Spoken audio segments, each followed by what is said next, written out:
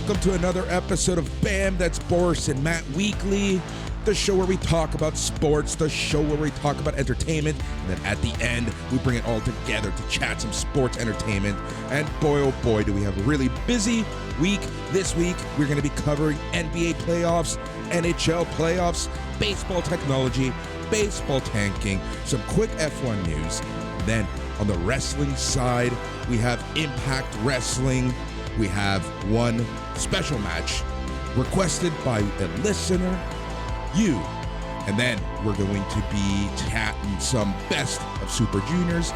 And somewhere in the middle of all of that, we have a special interview on a show coming up this weekend here in Toronto, Only the Toughest Wrestling. Those of you coming from Sunday night's main event may recognize the voice. He is a voice very familiar to Sunday night's main event and the Law. That's going to be a fun chat. Matt, it's going to be a great show. I am pumped. Jam-packed edition, Boris. We cannot dilly-dally too much. Bonjour, by the way. How's everybody doing out there? We hope you are doing well. How are you doing, big homie? I'm doing pretty good, man. I'm doing actually really good. We're recording a little later than we usually do on this Friday, but I'm awake. I'm feeling good. It's been a super busy week. Kind of took today a little easier, which was fun for me. Fun and good for me. But yeah, I'm just kind of catching up on life. Let me tell you that. Just catching up on messaging around, making sure that my friends are, all good, healthy, alive, and doing my thing, watching some shows, started watching some new shows, catching up on shows, doing that. Actually, I started watching, for the first time, Modern Family. Nice. I quite like Modern Family. I went to Humber College for comedy writing and performance, Boris. Cha-cha-cha-cha. Anyway, in our classes, we actually studied a couple Modern Family scripts because they're pretty tight. The pilot of Modern Family we studied too, because that's known as one of the best pilots, like first episodes ever. So cool. yeah, that's pretty much where I'm at. Matt, how are you? Good, man. Very, very well. Hanging in there. The TikTok is doing pretty good, so I'm excited about that. We're over 3K views for today's video. If you haven't checked that out yet, go check out TikTok, Sunday night's main event radio. And we're out there making videos, man, making today in WWE history videos every single day. It's a lot of fun, and life is good. Excellent, man. So this week, you're probably, hopefully this isn't the first time you're listening to BAM, especially those coming from the Sunday night's main event free feed. I welcome you. This is just a sample of one of the shows that you get each and every day on our Patreon. One show a day. Every show is a lot of fun. And this show to me is kind of like our... clearly we love it because it's called Boris and Matt Weekly, but, it's the fact that we get to just talk about exactly what we want to chat about. Chat some sports, chat some wrestling, chat some TV sometimes. We chat whatever's, current and up and coming. But on the wrestling side especially, there's just so much wrestling right now. It is insane how much wrestling there is. We try to focus on what's quote-unquote hot. What is, the flavor du jour. If there's a big NWA show, god damn, we're going to hate it, but we're going to watch it. If there's an MLW show, Battle Riot or something that we'll cover it, we'll watch it, we'll chat about it. But we try to stay up and current with what's kind of hot right now. And ironically enough, right now, Impact Wrestling, Impact is just hitting on all cylinders, as they say. Yeah, and you're more into the Impact than me, but I do watch the big matches, and Impact is really, it is solid. Oh, hold on. I'm into it because, I watch it mainly because I'm filling in for Bob Kapoor right now over at slamwrestling.net. I'm doing the weekly Impact reports while he's a busy guy doing busy guy stuff. So that's really why I'm watching it, and might as well talk about it if I'm, putting myself through that. But we're going to be chatting about some Impact there. But yeah, if you like what you hear, patreon.com/SNME radio. It's just for just under $5.50 a month. You get to listen to us. You get to listen to Dan the Mouth. You get to listen to everybody chat a different wrestling show. We cover quite a bit over the week. So we are more than just a weekly radio show with Mike McGuire. So it's patreon.com/SNME radio. Hopefully you like what you hear. Go on over, join, and join in on the fun, because we do take, like I mentioned at the top, we do take listener suggestions. For example, we watched the Defy main event, Filthy Tom Lawler versus Jon Moxley. Plenty of thoughts on that match, but that actually came from someone from the Facebook group. So if there's anything that comes up, indie show, a GCW show, whatever, just let us know. We'll watch it and we can chat about it. Absolutely. Yeah, we're on Twitter, we're on Insta, we're on TikTok now. So get at us however you would like. We're not hard to find. Matt's on Tinder. I am on Tinder, Boris.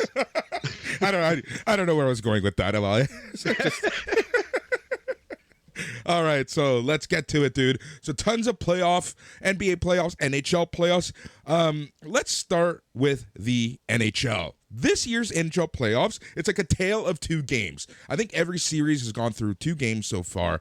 It is Friday, May the 6th. Let's date it just because we should if we're going to be talking about the playoffs. And I honestly swear that almost every series, even the Predators Avalanche series, yeah, it's 2-0. But even that series, it's been like a tale of two games. I know what you mean. The only one that's kind of shaken down the same way both times is Hurricanes Bruins, where Carolina's kind of cranked Boston twice in a row. Thank God. Other than that, we've seen aggressive swings. Maple Leafs Lightning was a pretty aggressive swing. Wild Blues. I feel like St. Louis kicked the crap out of Minnesota game 1, and then Minnesota came right back with the haymaker to St. Louis in game 2. Some would say Minnesota went wild. Some would probably say that. Oilers Kings, tale of two games. Like, it was crazy. Like, did the teams that lost or won in game 1 just forget how to play? Like, I know that, like, it's the playoffs and you want to come back from a loss, but I've never seen so many series go this way. Well, Boris, here at BAM, I think our mentors are Tony Kornheiser and Mike Wilbon over at PTI. And I think what something Tony says all the time is the other team, they have coaches too, Boris, and they're all employed. They're all working really hard. They're all fighting for their lives as well. So what happened was hockey is a very, very physical, very tight, close game, and the other teams played really hard. So we have some playoff series is what we got here, buddy. Yeah, no, it's been fun, honestly. Like, this has been the most entertained I've been watching the NHL playoffs in a really long time. And it's by that I mean I typically focus on the teams that I support, whether that be the Leafs, believe it or not, or the Kings. Right outside of that, I'm like, okay, I'll watch a game if I'm bored. But I'm actually going out of my way to watch multiple games because they've been a lot of fun. Even last night's Dallas Calgary game. Calgary just couldn't find a solution. Yeah, that was hard fought. That was some old school hockey. It's like all these series are still playing modern high scoring hockey, and Flame Stars is a series out of 2004. That thing is just violent and hard hitting and low scoring, and it's a battle, but it's still I'm entertained by it anyway. I caught a little bit of that game last night as well. So yeah, we did the entire playoff tree like a week or two ago, so I don't want to go through the whole thing, but are you scared of any of your predictions right now? Are you changing anything? Are you backing off, Boris? You almost backed off Colorado to win the cup, but you talked yourself back into them. How do you feel about the Avalanche? What's your read on things? Here's the thing. I don't know whether the Avalanche are that good or the Predators just are falling apart, late in the game, or in last night's case, the penalty or overtime. So I'm going to stick to my guns. The Avalanche are looking insanely good, but I'm still waiting for that Kadri dumb move where he gets himself suspended in the playoffs. Eventually, he's got to learn, right? Well, maybe not. Let's hope, though. I would say the only thing that we are like straight up wrong about was we both liked Boston a little more maybe than we should have. We didn't give Carolina enough credit, but we did say their shot suppression, their team defense was strong, and they wouldn't be ruined by the loss of the goalie. It just maybe we had too much respect for the aging Bruins, but they're going back to Boston. That game is happening 7 p.m. Friday. It may have happened by the time you've listened to this. Who knows? It might be happening right now. Throw the TV on. Tell us if we're wrong. Boston, I think they're going to win tonight. I think they're going to answer. Another exciting series, actually one that I'm really enjoying a lot, is Pittsburgh New York Rangers. That series is a lot of fun, and you knew it was going to be fun when they went into triple overtime in Game 1. Game 1, triple overtime.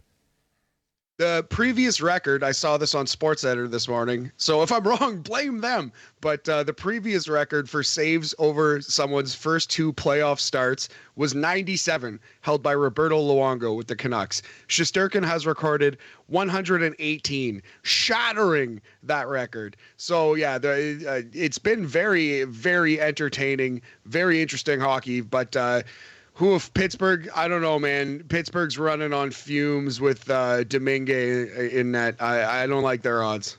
Yeah, they're looking tired. They're looking old, and this is an old team, right? And you know, for me, the interesting part is going to be what happens to Pittsburgh if they lose in the first round because a ton of contracts are up.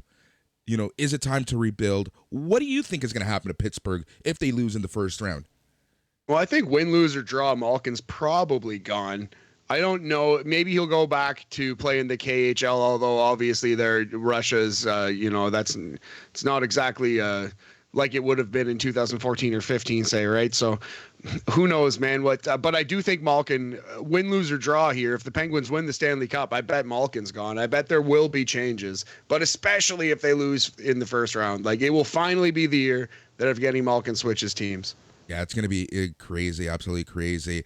But yeah, no, honestly, this has been a very fun, entertaining NHL playoffs. One thing that I'm noticing more this year, and maybe it's because I'm watching more games. I don't know.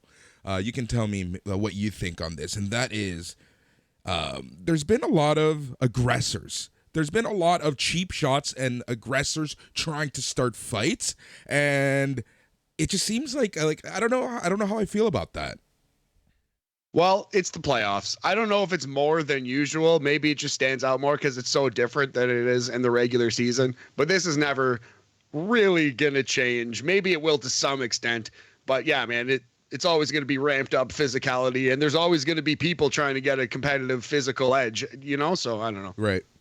Yeah, so that is the NHL playoffs. Anything last you want to point out before we move on to the NBA? No, I think, yeah, just to reiterate, I think we both, though this is a Toronto-based podcast, I think we both still like the Lightning. I think we're taking Colorado versus Tampa in the finals, and we still like Calgary, although Dallas has given them a heck of a go. Yeah, Dallas is surprising me, honestly. They're honestly surprising me. But one thing about Dallas is that, you know, they fought their way into the playoffs. And there's something to be said about having that mentality, fighting your way into the playoffs versus a team who is comfortably in it and kind of preparing for the playoffs, where a team like Dallas, every game was playoff scenario for them for a while. Right. But I wonder, so they're ready to go right now. They're humming. But I wonder if a team like that runs out of gas in game 6 or game 7 or round 2 or 3. Well, here's the thing. 2011 LA Kings, they just completely rode into the finals and won the cup. Yeah. Losing only one game in the finals. You're right. They came in as an 8th seed and romped in the playoffs, but that's a little bit of a special case because I feel like they were a team that was ascending because the following season they were really good. And for the next little while, the Kings were one of the best teams in the Western Conference perennially. Right. So, yeah, exactly. So I know it's the one example, but it's happened, right? Like, you know, it's some teams sometimes just can muster up the energy to go far, and sometimes, like you said, they just run out of gas, and that's it. That's all she wrote. Let the fat lady sing on their season. Yeah, absolutely. Which brings us to the NBA, buddy, and the fat lady might be singing on the Philadelphia 76ers. Miami Heat looking to go up. Heat looking to go up 3-0. Oh man, you know what?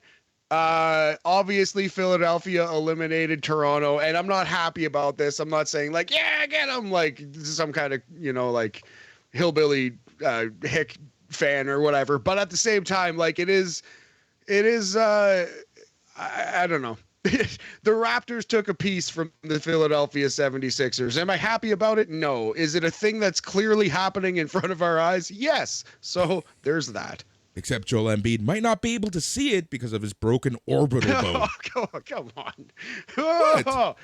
It's true. He's got a broken orbital bone. And he might not be able to see it if it's in front of him. Oh man, so it looks like the Heat are probably going to beat the 76ers unless James Harden's corpse comes to life, which I don't know, I don't like their odds. Yeah. So Heat over 76ers in the NBA. And clearly we're not going to see Ben Simmons because it's been reported that he's actually going to go in for back surgery. Well, he doesn't play for the 76ers anymore, but yes. Yeah. But like clearly saying, we're like, not it's just like it's just like everything about the 76ers over this season. It's just been insane to follow. But yeah, it's, can you imagine if the Nets were still in it and Simmons was like, nah, I'm good. My back hurts now. I could imagine that. Yeah. In retrospect, it gets dumber and dumber that I picked them to win the title, but I'm glad I did. I will wear that L embarrassingly. You picked them just because that is the world we live in, where you can be a piece of trash and, still come out on top. Yes. That is exactly, and I said it a number of times, but it was still wrong. But yes, Thank you for repeating my logic. You want to talk about it? I appreciate it, buddy. You want to talk about a tale of two games? That's what we've seen in the Celtics Bucks series. Oh yeah, to say the least. That's been insane. Yeah, I don't even know what's gonna happen in the next couple games. Like it's been just crazy. Like I don't know what's going on. I don't know. Again, yes, they have coaches, but to see the drastic change between games 1 and 2, just unheard of. I do think the Celtics were feeling themselves a little bit. This is an oversimplification, obviously, and there are like real basketball reasons, but like the Bill Simmons-ish take on this would be like the Celtics were coming in a little cocky and they got shocked by the Bucks. You know what I mean? Like, and I think the Celtics readjusted and they have the best defense in basketball, and that's something to contend with. So Celtics versus Bucks, I think both of those teams would crank Miami or Philly. So that's definitely looking like the Eastern Conference final, at least. Still like Milwaukee, though. Yeah.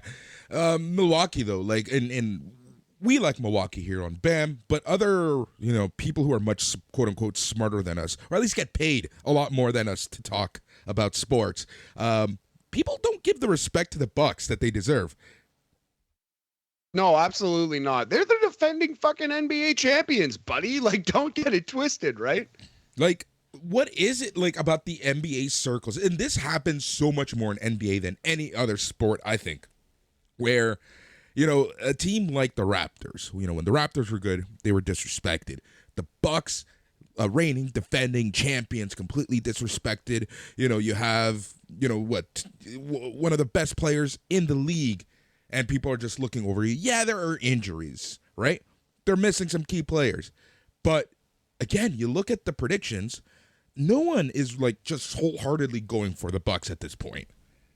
I think a big problem with basketball is it seems to be the most online sport. Perhaps I'm wrong, but it seems to be the most like social media overreactions. The NBA seems to have the most of those, like the most like focused on the moment. Like this just happened, therefore LeBron sucks now. Like therefore like Kyrie Irving has always been trash. Kevin Durant is washed up. Ben Simmons was never good. This and that. You know what I mean? Like we see a lot of just overreactions in the moment because NBA is popular with the youth, and there's a lot of it on social media, right? I think that's a big part of it, man. I think I agree 100% with you, because while the NFL is bigger, and yeah, they get more social media clicks, they don't have active people talking about their games like they do the NBA. And by that, I mean, myself, yourself, I don't go on talk about the NFL, right? Like I don't talk about the NBA either. But I feel like the demos are behind the NBA a lot more than the NFL. You get a lot more hot takes. And I feel like because of some of the analysts in the NBA, hot takes is what people just love to do with the NBA. Look at TNT. Man, absolutely. Look at the TNT analysts, right? Like the way that they talk, the way that they go around, the way that they flip-flop literally quarter to quarter. Any other sport, people would just shut them off. Yeah, I know what you mean. But people love hearing Shaq say the Raptors are going to get swept. Or Charles Barkley for years clown the Warriors because a jump shooting team can't win the title. You know what I mean? But anyway, so yeah. So moving on to the Western Conference, I feel like the Suns are going to stomp the Mavericks. Devin Booker's back. They seem to be humming. I don't think the Mavericks have enough to beat this 60-win Suns team. Like, the Suns are very, very good. The best series right now is by far Grizzlies-Warriors. Ja Morant is not human. We are blessed to watch this man play basketball right now. Yeah. He's where did he come from? Like, I feel like he got popular and, like, noticed that last quarter of the season. Yeah, well, I mean, he went to a small school, Murray State, I want to say. I believe, Boris, the Kentucky gentleman Chuck Taylor might have also gone to Murray State. But yeah, man, he was kind of like an under-the-radar superstar, number 2 in the Zion draft, I also believe, right? So, but man, he's an absolute stud, like a franchise-changing, looking like, knock on wood, if he continues on this trajectory, Hall of Fame level player, like, right? Like, am I wrong? Like, he looks absolutely incredible. Yep. Agreed 100%. Like, it's been crazy to say the least. Yeah, absolutely. But again, I think we're still on track for Suns versus Warriors and Bucks versus Heat rather than Brooklyn versus Heat. But, Yep. All right. So, all right. Let us move on to some MLB and baseball news. You wanted to talk about a particular team possibly tanking. Possibly tanking. Possibly tanking. It's like saying the sky is possibly blue. The Cincinnati Reds are 3-22, Boris. You can't tank any harder than that. And it's an aggressive tank. So the funny thing about this is Major League Baseball is instituting a draft lottery in 2023. So this is the last year that you can officially fully tank, and the worst team will get the best pick. And Cincinnati is leaning into it. They are Tokyo drifting into this tank, buddy. This is a full-on 76ers Sam Hinkie process tank. This is as tanky as a tank has ever been. This is like Miro's WrestleMania entrance. This is Rusev on a tank level tank. Oh, I think you're 100% right. Like, here's the thing. Joey Votto's injured. On top of it all, he's not even around right now. So it's like, why play? Why bother playing? Here's my thing, though. Friday, May 20th. Saturday, May 21st. Sunday, May 22nd. The Reds are in Toronto. They're going to sweep Toronto. Nice. Get out of here. They're going to sweep Toronto. Can I tell you something about another sport in the MLS? Cincinnati FC, worst team in the league, just beat Toronto back-to-back games and made them look embarrassing. Like, made them look like this is like, bringing in a Zamboni driver as your goalkeeper and losing. Well, Boris, might I posit to you, my friend, that if the worst team in the league just embarrassed us twice, perhaps we are the worst team in the league. Yes, the math would dictate that's how math works, right? Oh, man. So when are the Jays coming, or when are the Reds coming? May 21st, 22nd, 23rd, you said? 21st, 22nd, the May long weekend. We should maybe try to go to those games, man. Hunter Green is like the lone bright spot for Cincinnati. He's an awesome young pitcher. He throws like 117,000 miles an hour. He's got like the fastest of fastballs, and it would be awesome to see him pitch live.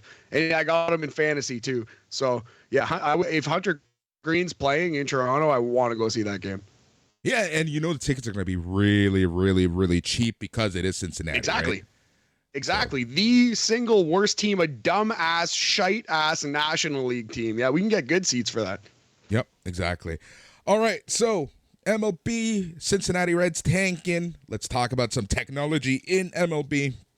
We already talked about the pitch clock.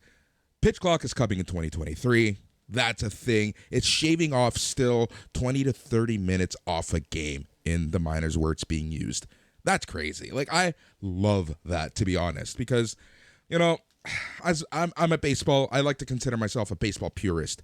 And I guess I'm not, because I've actually embraced technology, and with this, the pitch counter, the pitch clock. But, games are too long sometimes. Maybe it's because I'm an old fuck right now. I don't know what it is, but just the games are too long. And pitchers themselves just take too long to get ready sometimes. So I'm a fan of that. But what I wanted to talk about today was this new pitch comm device that has been introduced in the MLB. Not every team is using this right now.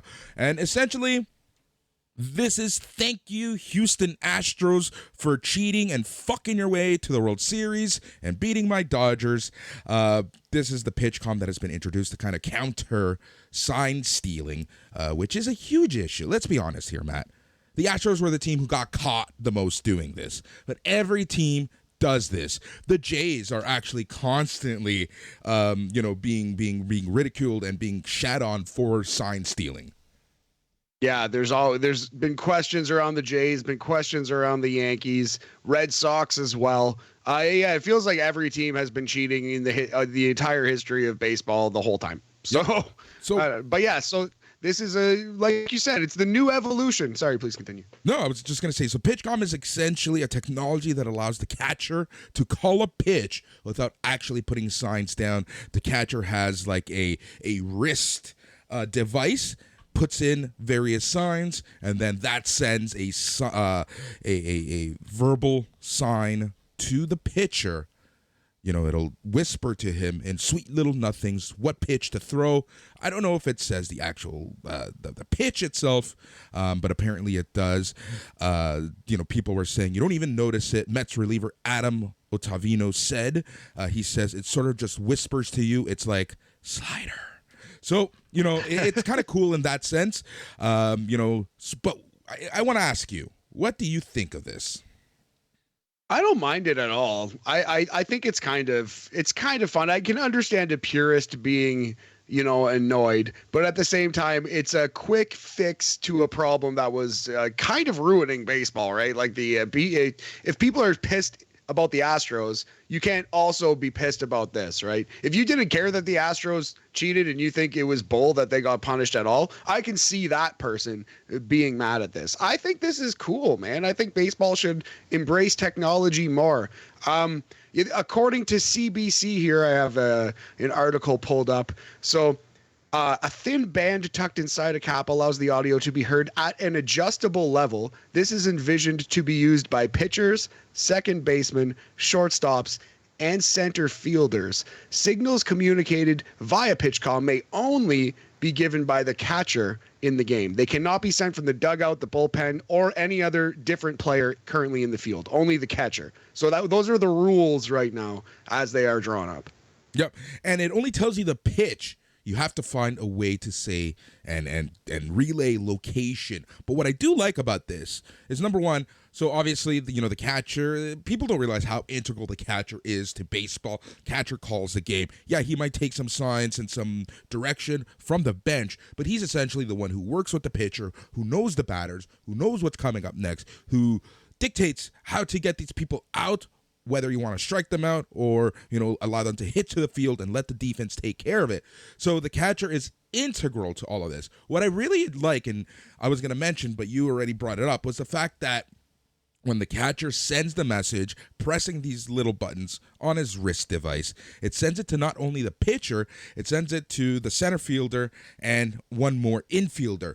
Because everyone kind of needs to know what's coming up sometimes. That way you can better position yourself. There's many reasons why. So I kind of like the fact that they've kind of expanded this a little more, and it's the catcher who's the only one who's able to relay what the pitch is. It'll be interesting to see how they relay location, but I'm a fan of this. And this is why. As much of a baseball purist I am, I'm not mad with, essentially the same technology, except it's comm technology from the bench to the quarterback being used in football.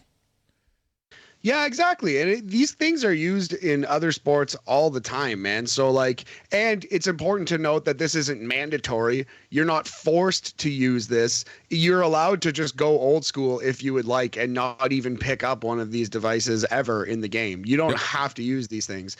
But it's 2022. This kind of technology exists, so it should be there if you want it, in my opinion. And if some teams want to go old school, that's great too. There's a whole mental game, right, that is kind of being lost, and I get that. But at the same time, whatever, it's here to prevent cheating, and I think that's more important than whatever mental chess game may or may not be lost by stealing signals, you know?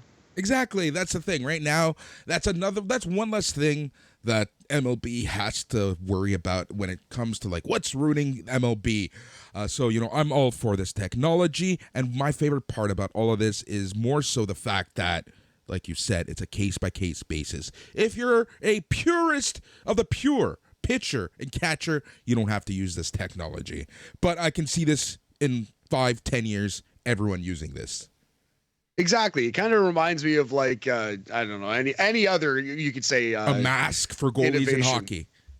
Absolutely right, buddy. Like, or helmets in general, or even just like shooting threes in basketball, right? Like this feels just like the next evolution. Yep, exactly. And that's the thing. It's all about evolution, right? Especially now in the social media age, the advertising dollar age, the TV and streaming deal age. You got to make your sport as appetizing as humanly possible. And MLB has a lot ways to go, in my opinion, still. Oh, absolutely, man. Long way to go. But it does kind of seem like they're starting to dip their toes in the water of the 21st century. So that's good. Yep. All right. I want to jump to the F1. One quick F1 news item that I really want to talk about because to me it's actually hilarious. We're going to be talking more F1. We're going to bring Dan DeMouth Lavransky, who's been watching F1, since time began. And I think we're going to bring him on around the time of the Canadian Grand Prix in June. We're Canadian. Cool. We're from Toronto. Montreal's not too far. We're going to bring and chat a lot more F1 for the Canadian Grand Prix. But this weekend, F1 is in Miami. I like when the F1 is in the States for the simple fact that I don't have to be up at ungodly hours to watch it. It makes a lot of sense, man. Absolutely. I'm not an F1 guy, but that's cool. Yeah. Miami GP. Here's the thing that's going on this weekend. The FIA, that's the governing body of the F1. They make up the rules. They make up, rules as it pertains to the cars, safety, etc. The FIA is having a big beef with Lewis Hamilton. Oh, yeah, interesting. Yeah, I literally just quick Google, the dumbest way to possibly cover this sport, Boris. And that's what comes up. Lewis Hamilton ready to miss F1 Miami Grand Prix over jewelry standoff. Exactly. So this is the thing. Rules state drivers are not permitted to wear jewelry in the car for safety reason. This regulation hasn't really been enforced until this season. And the reason why is they have a new race director, Niels Wittich, and he's really trying to hanker down the rules. He's trying to make sure that everyone follows the same rules. That way, if you get controversy at the end of the season, similar to last season, no one can say anything. Crazy concept to follow the rules as they're written. Well, I understand what you're saying, but at the same time, what is important, in my opinion, and this is because I'm a shit disturbing liberal, but what is important, Boris, is the spirit of the rule, not the letter of the rule. That's how I live my life every single day. Let's think about this. Lewis Hamilton is wearing his bling, let's call it, and it's a bling necklace. It gets caught on a gear or his steering wheel, and the car's on fire. Well, I understand the fear, but this is my question. How realistic a fear is it? Is this like, I don't know, is it kind of racist to say, hey, Lewis Hamilton, you can't wear jewelry in your car because we're scared of your safety? Is that like dumb as fuck? Is that not absolute bullshit? Am I wrong? It's not like wearing a long necklace playing basketball. But if he's the only one doing it, then that's why the beef is with him. I understand that. That makes sense. So yeah, man. That's the thing. I know where you're coming from, But if he's the only one, and he's the only one who's been kind of, centered around this, and that's because he's probably the only one doing this. I say probably just because, I'm not there. I don't know. I don't check the drivers before they jump in the car with my 2 eyes. So I don't know. But the way that everything's been reported is that Lewis Hamilton is known to wear tons of jewelry as he gets into his car right before a race. And this new race director really wants to hamper down. He wants to say no more, no mas, and that's where we're at. So Lewis Hamilton is willing to be barred. He's willing to sit for his bling. Man, well, again, like I'm not an F1 fan at all. I'm not even like a car guy at all. So this is like a casual non-fan perspective. I'm not even saying it's everyone's perspective. It is my perspective, but it seems silly to me to ban this guy from wearing jewelry in his car. I'm not saying F1's not a sport. I'm not saying it's not, there perhaps aren't dangers there, but man, he's driving. He's fucking driving. I think he can wear like rings. 1 out of that million times something dangerous does happen. And 1 out of that million, out of that 1 out of a million time, he's caught because of his necklace or a bracelet or something, right? Then what? Yeah, you're right. You're right. And that's why they have rules, right? Is to prevent, like, they're not trying to just be hard asses for the sake of it. They're trying to help people and prevent serious injury and death. So I understand what you're saying. Just to me, this one seems a little bit fucking silly. I don't know. But that's the thing. Like, you're coming from a 100% fans, not even a fan's perspective, a outsider's perspective. Yes, it seems dumb. Yes. It seems dumb, man. But these are cars that are literally going 200 kilometers an hour. Just and anything can happen. And if they need to redesignate or rewrite a rule, I'm fine with that. But if the rule's there, and here's the thing, like, we're kind of seeing this in baseball, especially, where rules are being enforced, and it kind of takes away from the game now that we have video technology. Because, for example, if a guy is sliding into second and his thumb isn't fully on, or one piece of his body isn't fully on a base as he's sliding into the base, well, he's out. So the issue is people now, because of technology, because of various reasons, are enforcing the rules to a T, which can take away from the enjoyment of it. But this is why I think that we need to have more reviews of rules. And you can't go by the spirit of a rule. There needs to be rules and amendments and, just better written verbiage to said rules. You're right in the real world. But again, as a, gaga liberal hippie, I think, why can't we all just get along, Boris?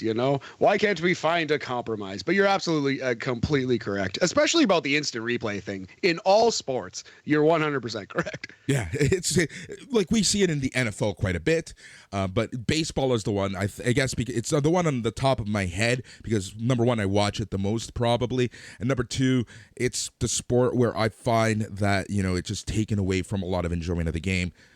I don't even want to talk about VAR and football right now. Like, that's a whole other shit mountain to climb. The shit winds are blowing, Boris. The shit winds are blowing. Didn't the Scorpions have a song called like that? I did there. I don't know. Winds of Change. That was Full Trailer Park Boys for me, not Scorpions. But yeah. I support the various wins from the Scorpions. Yep. All right. So I think it's time to move on to professional wrestling. How does that sound, Matt? Sounds like a plan, buddy. Should we start by previewing this here WWE pay-per-view on the weekend? Yeah, we might as well. Do you have the card up and ready? Are you ready to chat some WrestleMania Backlash? And just a reminder to everyone listening, patrons from Sunday night's main event, you will be getting a link on Sunday morning, late Saturday night, Sunday morning, so that you can join the Zoom after party, the WrestleMania Backlash after party. If you're a patron, you can come on board, you can ask questions, you can participate in the show. Everyone else, go to YouTube, go to Sunday night's main event radio, subscribe, set a reminder, come join us on Sunday after WrestleMania Backlash. We usually go live 10, 15 minutes after. And, dare I say, it could be better than the actual show sometimes. Maybe better than this one. Good plug, by the way, buddy. Also, do we know if Mike is hosting or what's going on? It's going to be myself, Mike, maybe you, and Mark Andrada. Thank you for throwing that maybe in there. We're going to see because, I'll read down this card right now. We have 6 matches announced. And let's just start with the WWE SmackDown Women's Championship. Boris, it's an I Quit match. Champion Charlotte Flair defends versus Ronda Rousey. Yeah, it is an I Quit match. I don't know. This match, do you give Ronda 2 L's? That's the question. Yeah, no, and I think, how do you do the babyface, quote unquote, Ronda quitting, right? So, I think Ronda wins this match. Charlotte quits in the middle of the ring to the armbar. That's what I would do. Man, that's going to be interesting to just see, just because, Charlotte is Charlotte. We know how WWE protects Charlotte. Yes, absolutely. But she'll lose a title here and there to get it back, to break that record, that Ric Flair record. Of course. Yes, absolutely. Singles match, Boris, Cody Rhodes versus the worst character in wrestling, Seth freaking Rollins. Whoa, I thought you were going to say worst character in wrestling, Cody Rhodes. I would have accepted that one. I'm joking. People, tranquilo. I gotta keep it up, right? I can't be. Yeah, you can't waver off your bit now. You got to be the original Cody hater. Yep. No, but I loved their WrestleMania match. I thought it was a classic. I thought it was really great, and I'm excited to see this match again. This is the only thing on this show that I really have any time for. I'm excited for one other match because it can't be worse than the WrestleMania match. But this match, I think it's going to be good. I think this match is going to be great, but I'm going to have to give it to Seth freaking Rollins. Yeah, Seth wins with some kind of heel shenanigan, and it sets up probably a Hell in a Cell match, right? Is that the next pay-per-view, Hell in a Cell? The next pay-per-view is Money in the Bank. Are you sure? Yeah. Okay. No, I think, no. What are we? May? No, you're right. Hell in a Cell's next. Yeah, haha, Boris, and I don't even watch WWE all the time. I try to watch as little as possible. Watch it. Anyway, it's like, no, you don't have to. Don't have to apologize. I'm not apologizing to you. Seth Rollins wins this match, setting up Hell in a Cell, June 5th, 2022. Next up, okay, Boris, am I tripping balls? Did we not have a unification match lined up? A tag team title unification match? Over the past few weeks, this has been turned into a 6-man tag because WWE has no cojones to actually pull the trigger on unification matches. Oh, that's lame. So they're not unifying the titles anymore, and they're going to probably split up. Not right now. Are we splitting up the world title soon? Okay. Anyway, this match, 6-man tag team match: Drew McIntyre and RK Bro, Randy Orton and Riddle, versus the bloodline of Roman Reigns, Jey Uso, and Jimmy Uso, led to the ring by Paul Heyman. So, because this match has 0 stakes, 0 AAA grade A stakes, medium rare, I'm going to have to say that the bloodline loses somehow. I agree 1,000,000% with you. Drew McIntyre and RK Bro will win this match. I want to say Mac pins one of the Usos. Agreed. I think Drew needs to start rising the ranks, so to speak. I think so. Next up, AJ Styles versus Edge. Damian Priest barred from ringside. I think Edge will win this match because the newest member of Edge's group, Judgment Day, will come join his group. Might be Tommaso Ciampa. We've heard rumors of that. I'm not quite sure who it's going to be, but yeah, just because Damian Priest is banned doesn't mean that someone's not going to interfere, right? So on this past week on Raw, everyone got so happy because we had a Bullet Club kind of reunion-ish with Finn Balor and saving AJ Styles from Edge and Damian Priest. And everyone's thinking Finn Balor is going to side with AJ Styles. But I know WWE booking. I'm thinking like a 60-year-old senile man. Hence, therefore, I'm going to have to say that Finn Balor ends up joining Priest and Edge and screws AJ Styles. 60-year-old senile man 20 years ago, buddy. Pritchard. But yes. Talk about Pritchard. Fair enough. Yes. 60-year-old senile man. Yes, very good. Yeah, no, I agree. I love where your head's at on that. I think our two ideas will meld here, and Finn Balor will run in, turn on AJ Styles, and help Edge win this match. Yep. Next up, I was wrong about Seth freaking Rollins. We have the worst character in wrestling, Happy Corbin, versus the worst character in wrestling, Madcap Moss. I don't even know about this match. I forgot that this was a thing. Can I honestly say I don't care?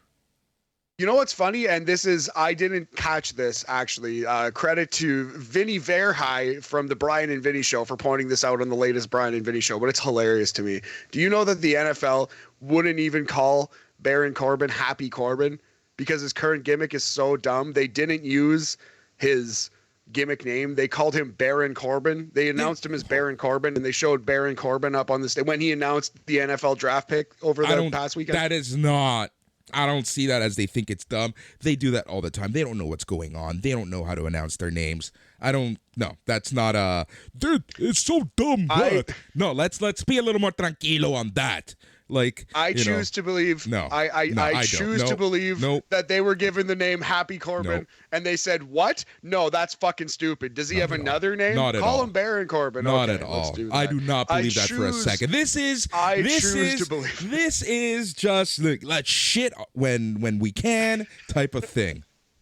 Well, I'm fucking squatting for this one, buddy. I choose to believe that is correct, but you're probably right. Moving on, Bobby Lashley versus Omos. Ya boy! WrestleMania rematch. All right. I'm going to have to say Omos is going to win this one.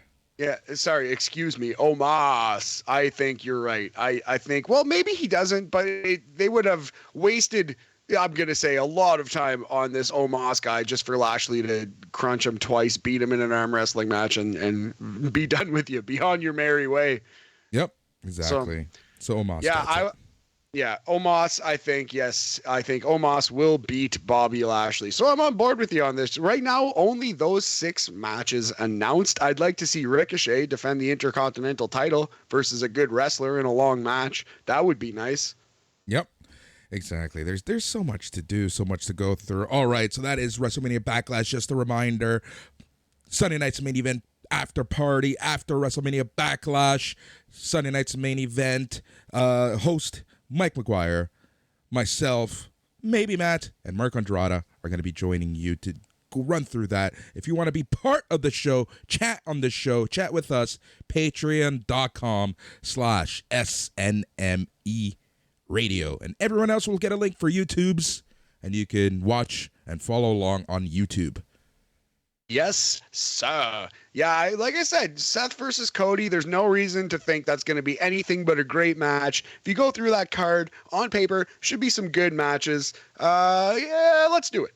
Yeah, exactly. Yeah, look, WWE, their weekly TV is questionable.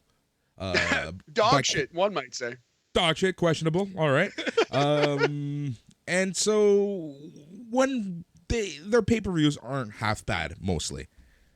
I agree. I thought WrestleMania Night 1 was like fabulous. Really, really good. And Night 2, though not quite as fabulous in the ring, was a ton of fun. So I think WWE pay-per-views do usually deliver. Yep, exactly. Man, you know what? I love the fact that it is back and we can go, we can watch, we can partake. Qu'est-ce que c'est? Independent wrestling. And here in Toronto, we're such a hotbed. And when I mean Toronto, I'm talking about, the general Toronto, like the GTA, the Golden Horseshoe.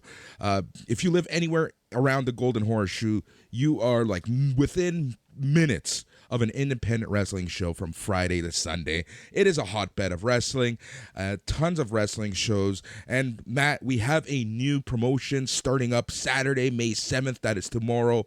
It's going to happen at Eastminster United Church, 310 Danforth Avenue, 7 p.m. bell time, 6 p.m. doors. Only the toughest and a very familiar voice from Sunday night's main event is the main booker on that. Oh, I'm excited, Boris. That's going to be a very interesting upstart, very interesting situation. We got a Bruin here in Toronto. Yeah, we have a lot of independent wrestling in this city, but you know what? The city loves wrestling. Toronto is one of the greatest wrestling cities in the entire world, so we're thirsty for it. Yep.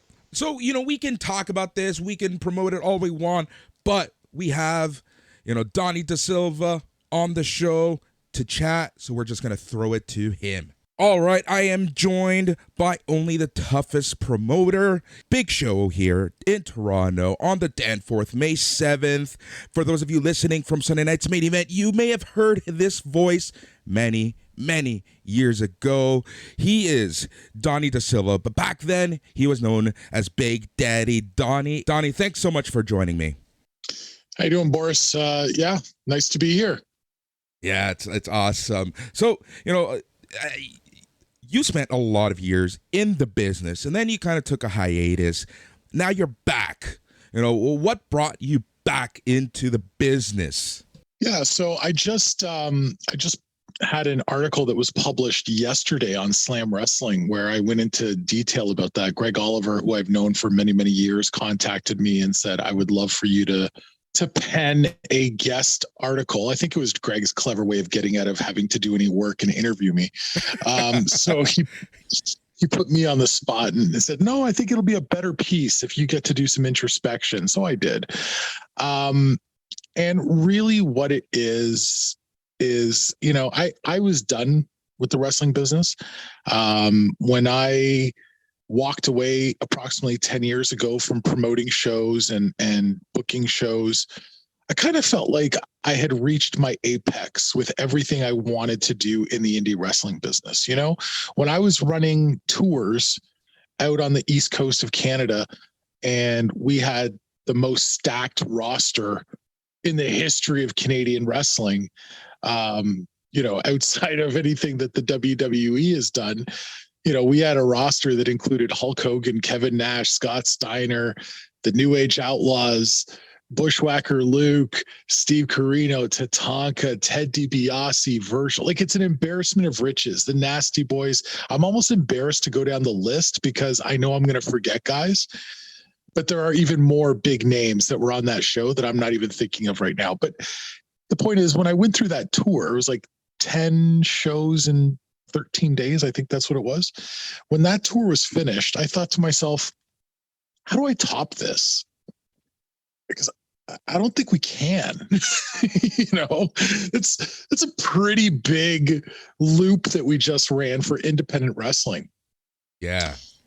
So I did some soul searching, decided I wanted to focus on other parts of my life and do other things. And I really sort of got out of the business. I wasn't watching wrestling. I wasn't paying attention to the product anymore. I was really involved in other passions of mine. And late last year, having chats with my good pal Asylum, we just started shooting the breeze and talking about, the stories of the old days and when we used to run shows and all of that. And he has an eye on booking, and he's been in that chair before, or as they say, held the pencil. And we worked together on countless events, and we always had a good time. And, it sort of turned into one of these conversations of, what if we did that again, knowing now what we didn't know then? And we started just brainstorming it. And next thing you know, the conversation turns into, okay, why not? Let's roll the dice and see what happens. So here we are. And we're a couple days away from our debut show. Yeah, it's one of those, it kind of sounds like one of those things, like, the age-old question is, if you can go back in time with the knowledge that you had, what would you do different? It really sounds like one of those stories. And here we are, a couple days away this Saturday on the Danforth. Independent wrestling and Toronto, it's almost synonymous. Like, Toronto is such a hotbed for wrestling, and especially independent wrestling. So what will attract people going to your shows? What's different from your show versus everyone else's show? So first and foremost, going all the way back to my days when I founded Live Audio Wrestling, I got involved with I got involved with a wrestling school up in Cambridge, the Hart Brothers School of Wrestling. And one of my mentors, who has since passed, Waldo Von Erich, he taught me a lot of the ins and outs of the wrestling business. That's where I sort of started my transition from just a fan who talked about wrestling to actually being in the business. And at the time, I was starting to take some bumps and think about maybe I want to be a wrestler too. I'm a big, tall guy. And yeah, I was like 6'7", but I was about 180 pounds. So I wasn't exactly built for wrestling. And the one thing he kept saying to me was, when the guy in the front row is in better shape than the guy in the ring, you have a problem. And that has always resonated with me. Right. And we never like that feeling of, and this is not to denigrate anyone that's out there doing their thing, but it's not a nice feeling when everyone on the roster has a look or an air about them that any member of the audience could kick their ass if they got into a scrap after the show. Wrestlers are supposed to be big, larger than life characters. The guys I grew up watching, if you ran into them in a bar, you'd probably buy them a drink and say, hello, sir. You wouldn't think about starting a fight with them. Exactly. Because they're monsters. So first and foremost, one of our ideas was, for OTT, only the toughest, let's put back that sense of importance on people that look the part. Let's put back that sense of importance on people that are, committed to their craft, whether that means they're gym rats and they've got jacked bodies like Silk, or if they're, a guy like Beastman who's 405 pounds, 6'2", but he runs like a sprinter in the Olympics. He's a freak of nature athlete, and he's a specimen. Like, when you see that guy, he's somebody, right? It's that age-old adage they talk about a lot in the wrestling business. Do these people pass the airport test? The airport test, of course. Yes. And if the guy doesn't, guy or girl or whoever, man, woman, whoever, if they don't pass the airport test, they probably don't fit on our roster. And that's one of the biggest things. And for anyone who's listening that didn't quite clue in, the airport test is, if you saw that person walking in the airport, would you immediately think, oh, that's somebody? I don't know who they are, but they're somebody. And that's every member of our roster, every single one. Exactly. It's that presence, like that, just stop what you're doing and stare at them. And just looking up and down this roster, that's exactly what you have here. For example, the first OTT Heavyweight Championship match is going to be determined between two behemoths. We have Harry Bulldog Smith, the son of the British Bulldog, going up against Eric Redbeard, who people may probably know him from WWE, in his time there with the Wyatt family and everything. So those are just two names right there. I have seen Harry Smith in an airport, and I can tell you, he for sure passes that airport test. He passed that airport test when I first met him when he was 13 years old. He's always passed the airport test. He's a freak of nature as a specimen. And I'll tell you this, for those listening that haven't seen Harry Smith, formerly known as David Hart Smith, or sometimes goes by in MLW, he goes by Davey Boy Smith Jr. If you haven't seen Harry Smith wrestle since his last TV run with WWE, you don't have a clue how good this guy is. The work he's done in Japan, the work he's done, all over the world in the last few years, not just as a pro wrestler, but as a mixed martial artist, and integrating all of that into his current pro wrestling style. It is really beautiful to watch. He's fantastic in the ring. And, we tried to do some research, and we tried to see in my time promoting shows going back to the late 90s, I can't find the last time there was a show with two giant monsters in the main event like this. The last one I can find was actually a show I worked on. I did play-by-play on. It was 1997, and it was Tugboat versus Johnny Canine, Bruiser Bedlam. And that match, it was fun at the Hamilton Convention Center, but it wasn't nearly what this one will be. Yeah, the only one I can think of was 1999. I think it was Terry Funk and Abdullah the Butcher. Like, it's been a while, to say the least. So and Terry Funk, take nothing away, right? He's a Hall of Famer. He's a legend. But what I was referring to is the physical stature. Yeah. And Terry's a smallish guy, which is part of what made him so special. He took beatings from the big dudes. But we love the fact that we have this physically massive main event from two guys that are just so good in the ring. Rowan is an unbelievable next level brawler, and he's in the best shape of his life. Like, he's dropped 40 pounds from the last time he was on TV with WWE.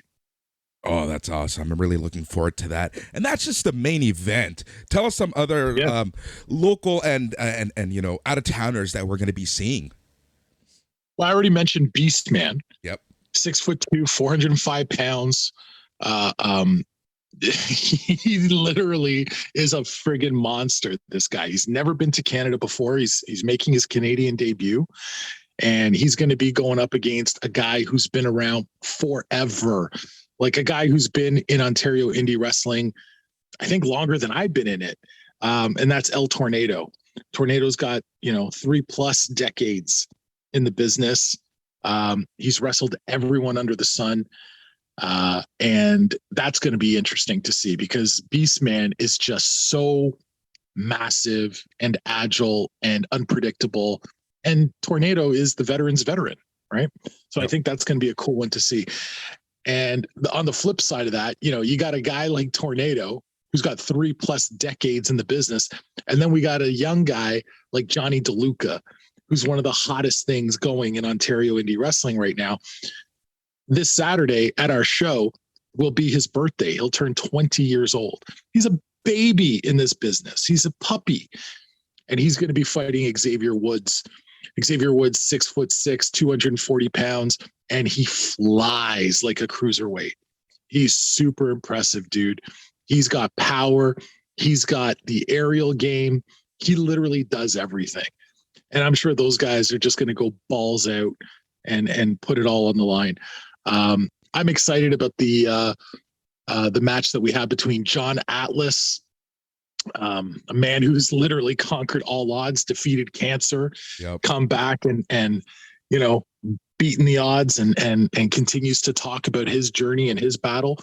John Atlas is going to fight Karam, who's coming in from Detroit, Michigan. He's one of Xavier Walker's running buddies. They often work together down in the Michigan area.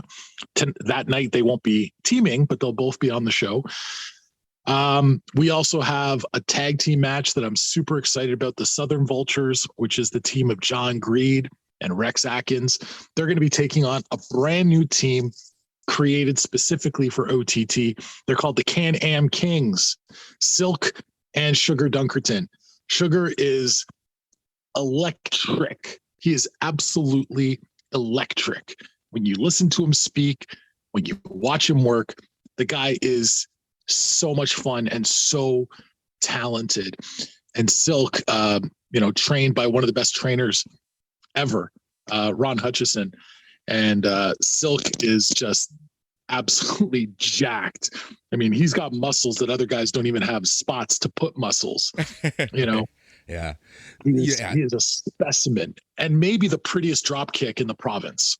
Oh, can't wait to see that. But really, this is such a combination of old school, new school, with just like that, just, here we are just going balls deep.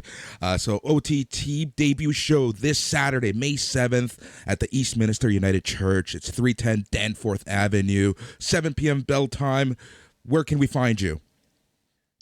Yes, you can find us online. If you want to get tickets still, there are still some tickets available online. You can go to onlythetoughest.ca. Anyone listening to this show is welcome to use my personal promo code for 15% off online purchases. The promo code is DaSilva, DASILVA. That'll get you 15% off. In addition to that, you can get tickets at the door as they are available. So come early. Doors open at 6. And we do have VIP tickets still available if you want to do a meet and greet with Harry Smith and Eric Rowan. Those are also available on our website. You can find more information about each and every match, as well as watch some really fun video promos from the talent. You can find that on Instagram at OTT Wrestling. It's all going to be there. As well, on Saturday night, we will be making an announcement about a former multiple-time world champion who will be on our June 11th show, and he will be fighting the winner of our main event. So all of that will be coming, and we're excited for all of it. And I'll throw this out there for you too, Boris. We have a really cool after party that's happening post show. We're expecting the show to be about 2.5 hours long. And when the show is done, take a walk on down the street, exactly 1 block east of our venue, to the Louis Cypher Brew House. They're going to stay open late just for us. Pick up some food, pick up some beer, have a good time, hang out with some of the wrestlers, hang out with the guy who just won the title, and let's have a nice time together.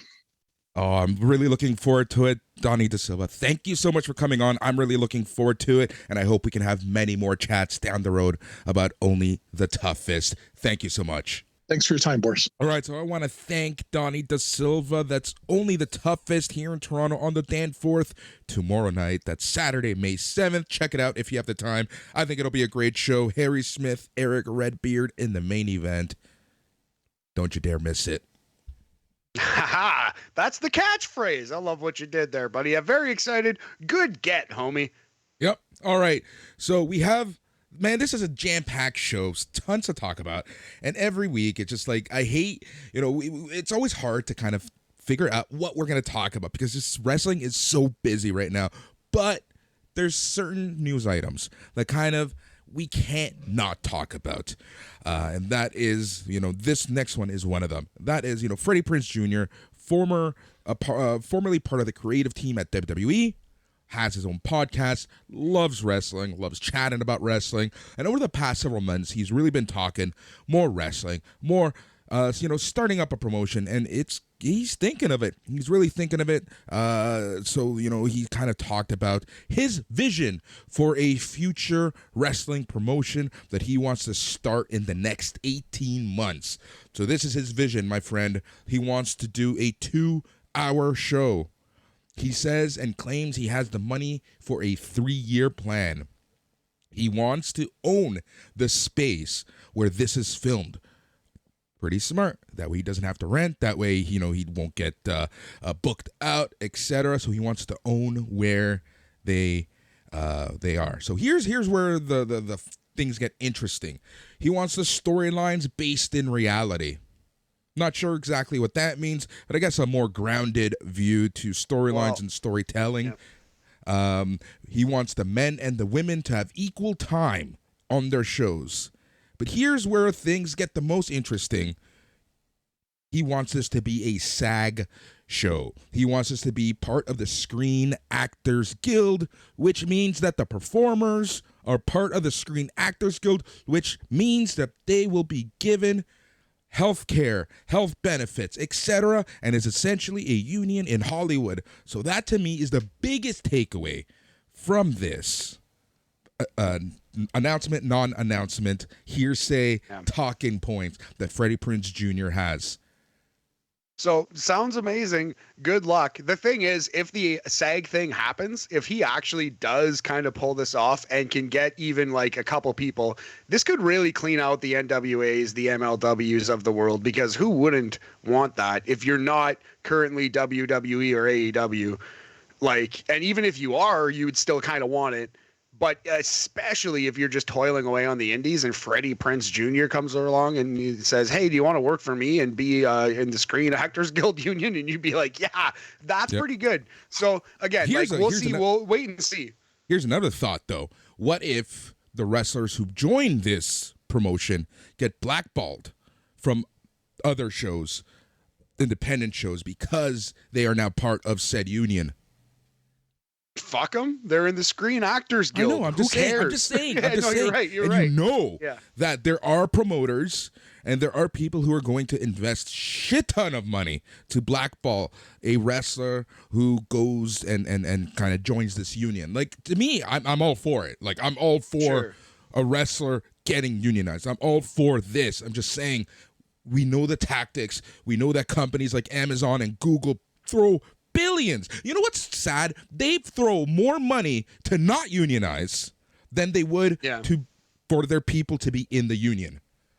Yeah, exactly. Like, they spend more money avoiding it than they would ever have to spend if it happened. You know what I mean? I understand what you're saying there. But yeah, man. Well, for example, if you're like, you're an independent contractor if you're a wrestler, man. If you're like, let's say a GCW regular, let's say you're Effie or Nick Wayne, young man who's not even 18 yet.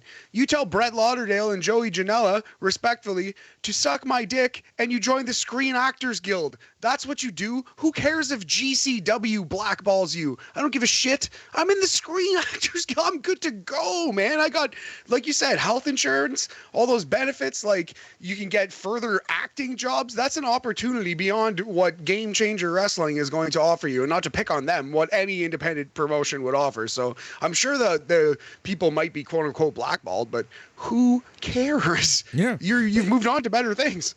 For if sure. this happens, right? And I can see other promotions being forced to go in this direction to sign a TV deal. And that's the thing, right? Like, this will cause a avalanche in one direction, not the band. Yes, Harry Styles will not be involved with wrestling, as far as we know. Who knows? Maybe he's a big fan too. But Exactly. I think this is like pie in the sky pipe dream right now. But so was AEW at one point. Ask Cody Rhodes how AEW that unionization went.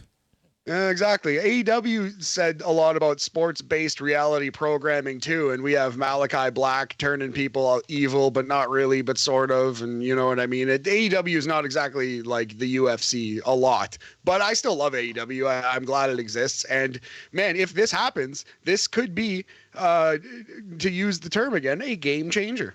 Yep. And that's like, and this is the thing though, like, this is why I tried to use pie in the sky type of, his vision and things like that, because let's be honest, AEW said a lot when they were starting up, and what AEW turned into was sports entertainment with tons of wrestling. You know, that's, they're not unionized. They're not this, they're not that. And I'm not trying to crap on them. I'm just saying the reality of when you throw out your vision versus what actually happens can be different.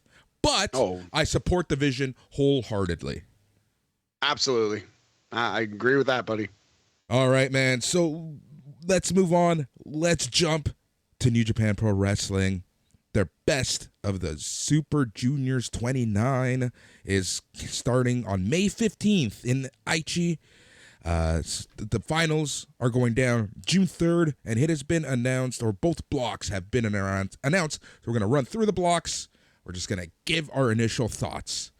So yeah, absolutely. If you're unfamiliar with the tournament, it's a round robin tournament. So there are 20 wrestlers, 10 in each block. Everyone wrestles each other once, and whoever wins the most matches from each block wrestles in the final. Best of Super Juniors 2022. Shall we start with the A block, Boris? Well, let's start with the B, because that makes a lot of sense, buddy. A block it is. Starting with the A block. Sorry. We have Ryusuke Taguchi, the Funky Weapon, Yo and Sho, Clark Connors, my favorite to win the whole thing, Hiromu Takahashi, Yoshinobu Kanemaru, Ace Austin from Impact Wrestling, which is interesting, Alex Zane, who I guess is New Japan property via New Japan Strong, Francesco Akira, Taiji Ishimori. That is the A block. And your thoughts right there. Man, this is very, like, I like this A block. I like seeing, the foreigners coming back to Japan, taking part in this tournament. That's what makes, especially the Best of the Super Juniors and the tag team tournaments, and even the G1, a lot of fun. You get different names. I gotta say, though, I am shocked that Ace Austin is in this. He is the current Impact X Division champion. He might not be come Sunday. We'll talk about that in a little bit, but it's cool. Good for him. So who is coming out of this? I'm gonna have to back your prediction, and it's gonna have to be Hiromu Takahashi. Absolutely. Yeah. Hiromu coming out of this thing will win the A block, in my opinion. Yeah. And like you said, it'd be interesting to see if Ace Austin keeps his title. Isn't Taiji Ishimori? Isn't he currently the IWGP Junior Champion? I believe he is. I think he just won that title back, right? Yeah. Anyway, So yeah, so there could be a couple champions in this A block, and still, I think you got to take Hiromu. He's got to be the favorite. Moving on to the B block. And you're correct. Ishimori is, and he just won it a few days ago. I thought so, but it's hard to keep track. Yeah, man, so much wrestling out there. But yeah, I was almost positive I had read that. I have not seen that match yet. So in the B block, Master Wato, Robbie Eagles, one of my favorites, doesn't get enough love. Robbie Eagles, Teton from CMLL, Bushi, El Desperado, Dookie, which just, it's funny that that's a wrestler's name, you know. And I love the fact that we both kind of smirked and laughed. Al Lindemann, another outsider from Strong Hearts. And here's another outsider for you, Boris Wheeler Yuta from All Elite Wrestling in this tournament. Also El Phantasmo and TJP, technically working for New Japan Strong, also of Major League Wrestling, Impact, a lot of other places. Yep.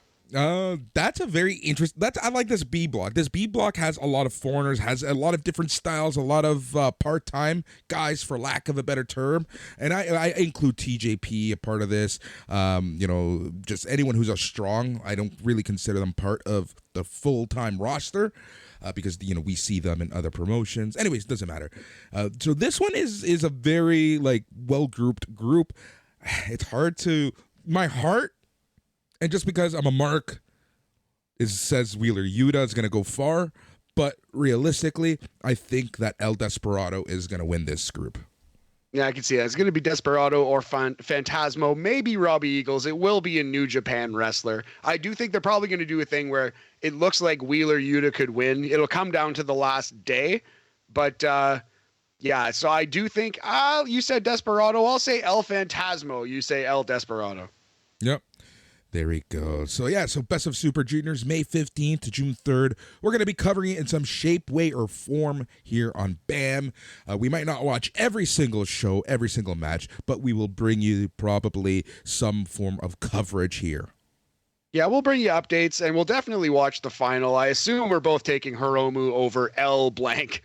Yep, exactly. That's exactly how it's going to go down. All right, let's jump to Impact Wrestling. They have a Impact Plus TV special this Saturday, May 7th. But before that, we had a TV show to kind of fill out the card for that special. And we got right into things. So listen to this card. Considering that they have an Impact Plus special in just a few days. So listen to this card, my friend. The show kicks off with W. Morrissey versus Brian Myers in a tables match. W? Good old Dubs. Interesting. Good old Dubs. Classic tables match for you. Yep. So this match, Jordan Grace appeared. She evened the odds because the major players were beating up on W. Morrissey. So we kind of have this thing going on. W. Morrissey eventually puts Brian Myers through a table for the win. So that was kind of fun. Gia Miller was talking with Rich Swann and Willie Mack. The major players show up. They kind of get in the face of Swann and Mack, and Cardona reminded Mack that he can take whatever interview and whatever TV time he wants because he is a champion here in Impact. He is the digital media champion. Rich Swann and Cardona kind of just smirk at each other. So, planting some seeds for post Under Seige going on here. Nice. I like it. Matt Cardona is doing awesome work. He's been on the show here at SNME Radio, and we are big fans of Cardona. Yep. The next match was for the X Division Championship. It was Ace Austin, your champion, versus Rocky Romero. Dude, this match was a ton of fun. Rocky Romero looked amazing. He looks better than ever, honestly. You would never guess that this guy is probably nearing the end of his career or, the latter half of his career, right? He looked better than ever. It was such a good match. He was so close to winning this, but Ace Austin was able to get him in the fold and to retain the X Division Championship. Nice. Sorry if you can hear my cat in the background. Nope, he's just come into the room and start meowing. But yeah, man, that's I agree with your assessment on Rocky Romero. I hope he's not retiring soon though. But yes, absolutely. It does kind of seem like maybe this is one last run for Rocky, and he's doing an excellent job. Yeah, he's everywhere right now. He's everywhere. He's on Impact. He's in AEW. He's obviously on Strong a lot. Man, we gotta watch more Strong. We really need to cover more Strong, which is kind of like 100%. You know, if we can, anyways. So after the match, Trey Miguel comes. He attacks Ace Austin, and the commentators make it official that at Under Siege on Saturday, Trey Miguel is going to be facing Ace Austin. I could definitely see the title flipping back to Trey Miguel. He was an awesome X Division champion, but I kind of think that they want the prestige of the X Division champion being in the Best of Super Juniors. Maybe they're going to want the title to stay over here instead. Yeah, it'll be interesting. Like, it depends what, both sides make sense. You want the title here. It also depends on their filming schedule because they might have enough shows filmed up until June 3rd. So, it means nothing, right? And I have a feeling that's the case because if they do Under Siege on Saturday, then over the next few days, they might be filming a couple episodes of Impact, which turns this all into, as Joey Tribbiani would say, a moo point. Nice. Yes, indeed. I'm with you, buddy. That makes a lot of sense. All right, then we had the third hardest working reporter in all of professional wrestling, Gia Miller, chatting with Josh Alexander. And I like this promo, and I'm going to single out this promo because, they're trying to build up some form of a match between Ishii and Alexander. And essentially, it's a respect angle here. Alexander says that he's going to be watching the Steve Maclin Ishii match closely because he knows that on Saturday he's going to be facing the quote-unquote best wrestler on earth. Yeah, quote unquote indeed, because I'm not sure the title means that. But yes, very good. Steve Maclin, talk your talk. Exactly. Masha Slamovich got a win. That was fun. Question, Matt. In terms of introducing new characters, and when you really want to build someone up, like Masha Slamovich, how long can they just steamroll over jobbers and steamroll over people before it just becomes meh? I mean, it's case by case. I can't just give you a number, right? But there is a spoiling point where you've seen it too much. I think WWE did a great job with Ryback in that respect. He was squashing two people, and then three people. And while he was still hot, they actually did pull the trigger and put him in main events. Now they immediately fucked it up and ruined his career, but it's probably for the best because Ryback is kind of an insane.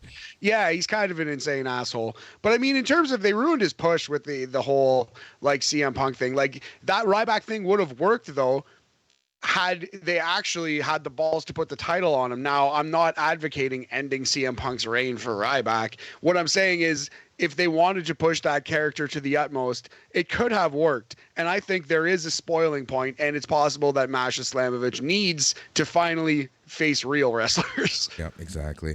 All right, Dumb Boys are building up their match.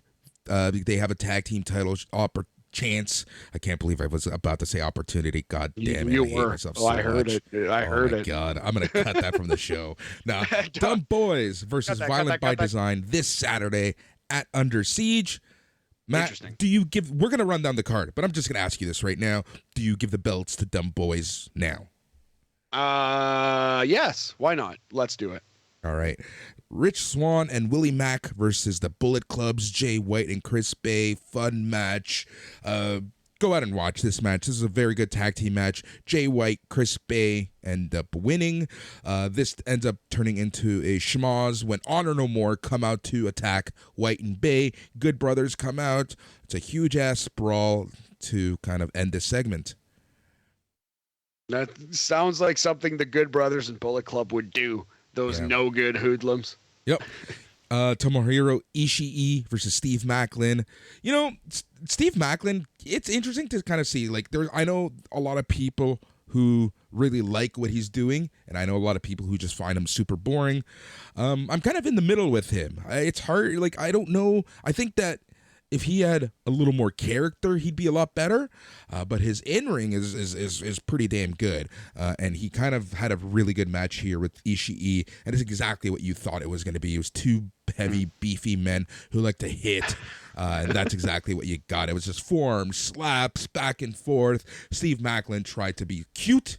that kind of backfired because Ishii, he chops him, he forearms him, he punches him, and he hits him with a brain buster to end the match. Pretty good match. Nice. Yeah, I mean, what needs to be said about Tomohiro Ishii? This guy is absolutely incredible. So I'm not shocked that he had a good match with Steve Maclin, who is, like you said, a good wrestler. Yep. And here's the interesting one for me. You have a special card on Saturday that you want people to pay for your services for, whether it be Impact Plus or that YouTube subscription that they have. So it's just, to me, it's a odd choice that you would put a Monsters Ball match as the main event right before a special card that's Jonah versus PCO in a Monsters Ball match. Yeah, it feels like it was probably booked for this show, but taken off for whatever reason. Maybe there was a scheduling conflict, or maybe there was just like they ran out of time on the show. But it feels like this match was on Under Seige and it just got moved, right? I don't know. I don't know what to tell you. Like when you look at the card, like the card is packed for Under Seige. You even have 2 pre-show cards, so I'm not sure what's going on.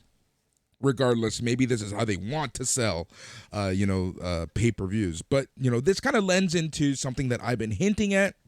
We'll talk about this in a lot more detail. And that's kind of like, what is the ideal split between importance of TV and having huge TV shows versus pay-per-views, right? Like, wrestling has changed. Before, you had TV to sell pay-per-views, but you look at the cards that AEW throws you, which is like a pay-per-view card each and every week. Is that smart? And then you have this where Impact has more traditional booking, but this week they seem to kind of throw the entire barn at you.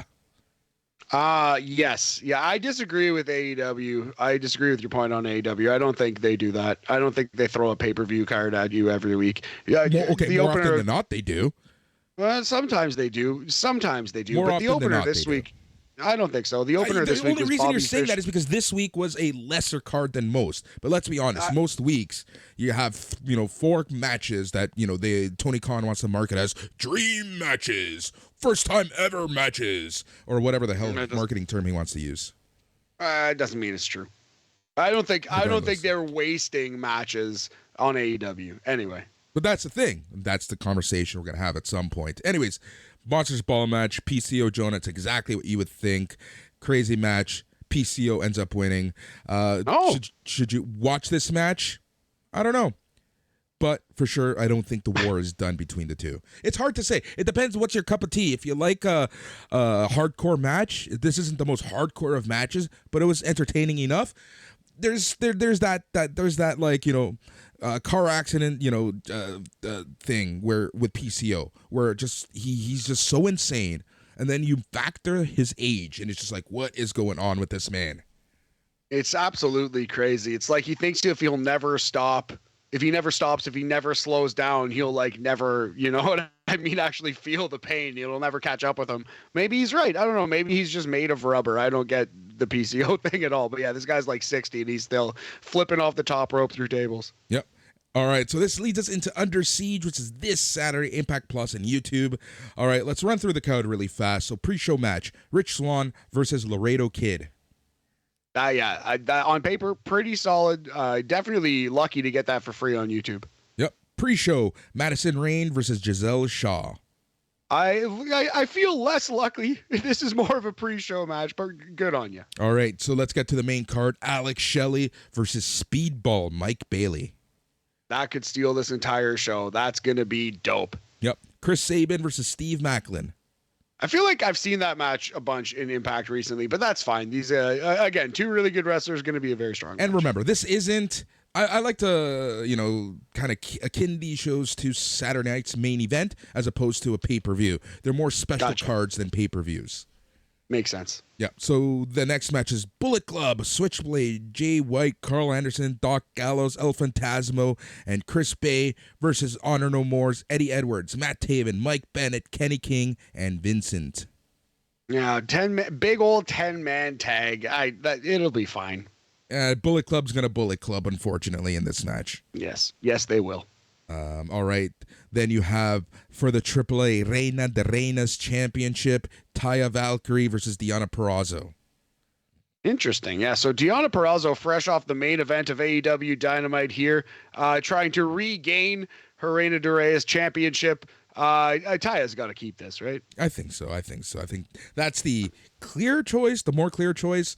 I think Taya is a pretty big name in Mexico anyways. So, but what do we know? Yeah, nothing. We know nothing. Impact World Tag Team Championship match, Violent by Design, your champions versus Dumb Boys, the Briscoe brothers. Yeah, throw it on the Briscoes, especially it seems like Tony Khan is pretty trepidatious to use them. So I hope the Briscoes get the tag team titles here. X Division Championship, Ace Austin versus Trey Miguel. Yeah, gotta be Trey Miguel, I think. Although, like, if I were booking, I think that like they should want the prestige of the X Division champion being in the Super Juniors, even if he's not going to win his block. I think it still helps and doesn't hurt to get the exposure. You know what I mean? Having said that, I bet that they put the title back on Miguel. Yeah, I'm kind of leaning towards your train of thought, but I'm also in the train of thought where this is the first time that Impact, a champion from Impact, is going to be in Japan, right? Like it's the first time in a while, not ever, in a while. I should have said. The other thing is, I can see Trey Miguel, this kind of being his swan song for the X Division generally, and him moving up to the heavyweight in some shape or form, whether that be a short program with Josh Alexander, because can you imagine that match? Trey Miguel, Josh Alexander. That could be really good. A clash of styles, but maybe in a really good way. Yep. Knockouts Championship, Tasha Steelz versus Havoc. Should be Tasha. Looks like she's getting a strong push. Yep. And for the Impact World Championship, Josh Alexander versus Tomohiro Ishii. That is awesome on paper. That is an actual dream match right there. Alexander versus Ishii. I'm sure Josh Alexander is very excited for that one. I can't wait to see it. Yep. So that's Impact this Saturday, May 7th. Under Seige, Impact Plus, YouTube subscription. Go check it out. I'm going to cover it for Slam Wrestling over at slamwrestling.net. We're going to chat about it next week here on BAM. We have one more thing to get to, and that is Defy Wrestling, Wild Ones. Every time I think Wild Ones, I just think of that song. No, same. I hate it. It's really bad. And you're so lucky. You're so lucky that I hate the song so much that I wasn't playing it as I talked about it. Yeah, please don't. Don't splice it in. Is that your cat? No, I was just loading up a why'd you hear something? Oh yeah. Oh, Interesting. Weird. No, because I don't particularly hear something. It must be on your end. Is that your cat? Do you have a cat? Not a euphemism. All right, so Defy Wrestling on Pluto TV. It's an app. Can find it in the States, not available in Canada. Thank you, CRTC, for making distribution impossible for TV here. But, Defy Wrestling had a pretty big card over the weekend, but we're going to focus on the main event, Jon Moxley versus Filthy Tom Lawler. Matt, I watched this earlier in the week, and I just really was so curious to hear what your thoughts on this match was. Oh man, yeah, this is becoming the style of the Blackpool Combat Club. This absolute this UFC style, the new strong style, the new hybrid MMA pro wrestling. And yeah, this match was just a physical blood sport kind of war, man. This was just if you're into this kind of like hard hitting, realistic pro wrestling, you're gonna love this match. It was a fucking bloodbath too. So I don't know. I think it just absolutely just violent, just brutal match. And Filthy Tom is a good heel. Filthy Tom is an excellent heel. I still think that he was underused in MLW. Maybe they knew he wasn't going to re-sign, so they kind of just, let him kind of just be there, but not really push him too much. But Filthy Tom is so freaking good. And man, Moxley, like what he's doing right now in the indies is just incredible. Like this guy is just literally leaving blood, sweat, and tears for our entertainment. It's crazy how often this guy is bleeding, how often he's having absolute wars. You have to be hearing my cat now. He did break into my room and is meowing. Anyway, so man, Jon Moxley, it's just so funny. It's just my cute cat's just sitting here meowing and rubbing up against my leg. And I'm just talking about this man going to war and bludgeoning other humans on like a weekly basis. Like every weekend he's in one of these things where he's just bleeding and beating the shit out of someone. Yeah, I know, it's crazy. But yeah, this match, like, it wasn't the most technical match. This isn't, Bryan Danielson versus anyone else. This is exactly what you would expect from Jon Moxley, from Filthy Tom Lawler match. They just went at it. They went to war. They were bleeding within minutes, and they just kept kicking each other's ass. Every move, every lock, every DDT, every slap, every punch, every kick just looked brutal. Yes, yeah, man. Yeah, if you have access to Pluto TV, if you can watch this match readily, I would say go do it. If I had to put a rating on it, I have to think about it a little bit, but it would be like right on the border of like 4.25, 4.5. So the way we rate matches here, stick to the 5-star scale, Boris. 4 out of 5 is great. That's 80%. That's an A, but it's an A-, So it's above great. It's in something special territory, which is 4.25. We're getting super nerdy now. That's 85%, right? It's not A-, it's an A. It's not just great, it's something special. Now a step above that, I would say, is like an all-time classic. And it's like kind of on the border. You know what I mean? Like it was something special. Was it one of the all-time classic brawls in wrestling history? Honest to God, man, I don't know. You can talk me into it. There was a lot of blood. They hit each other real fucking hard. At the end of the day, I think I'm going 4.25, but it's close. It's close. Exactly. And just a reminder, not only the way that we rate matches is we not only rate the in-ring, we have our pillars, we have the in-ring, we have the production presentation, we have the crowd, we have the commentators. All of that factors into our rating system. So our rating system can be very different from other people's, but we typically view this as we're watching this on TV, how did this match come off on all angles, not just the in-ring. Yeah, exactly. A good example is for let's say Royal Rumble 1992. I think we both agree the way we look at wrestling, we kind of look at it as a piece of theater overall. That's a 5-star match, and I think like for example, Dave Meltzer might have given that like 3.5 or something. I don't even think he gave that 4 stars, which to me is crazy. Another one is Macho Man versus take your pick of Macho Man WrestleMania matches. Macho Man versus Ultimate Warrior comes to mind. For sure, a 5-star match in my opinion. Like the theater, Miss Elizabeth, like the whole, like, you know what I mean? It's one of the all-time great moments. How is that not 5 stars? But like, I think a lot of wrestling fans would go, well, the in-ring action was such and blah, blah, blah. And like, they wouldn't say that. It feels like almost silly to rate a match like that 5 stars, but I'll be silly. I don't give a shit. That's a 5-star match. Exactly. That's exactly it. All right, so that is Defy. For sure, we're going to keep them on our radar. And again, thank you to everyone who kind of told us that we should watch this before and after the card. It got lost. I wanted to name names, but it got lost in the shuffle. And that's kind of where we're at. So Defy Wrestling, Pluto, go watch it.